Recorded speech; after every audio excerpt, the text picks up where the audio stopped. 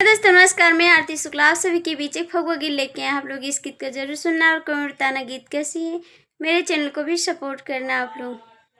खेले हुआली हो खेले हुआली, देवर बांधे मुड़ैछा खेले हुआली।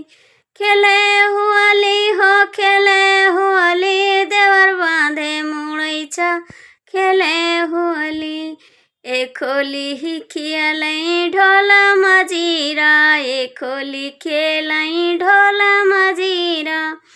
हथवा माली है झुआली, देवर बांधे मुड़ैछा खेलै हुआली। हथवा माली है झुआली, देवर बांधे मुड़ैछा खेलै हुआली। खेले हुआली हो खेले हुआली, देवर बांधे मुड़ैछा खेले हुआली। हथवा माली है लाल गुलाल, हथवा माली है लाल हुलाल। अरे नदी के रंग चुआली, देवर बांधे मुड़ैछा खेले हुआली। अरे नदी के रंग चुआली, देवर बांधे मुड़ैछा खेले हुआली।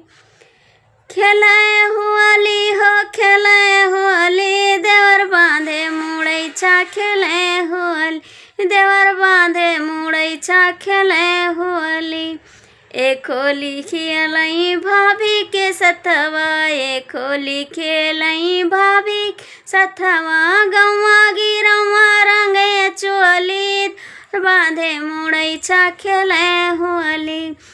खेले हुआली हो खेले हुआली, देवर बांधे मुड़ैछा खेले हुआली।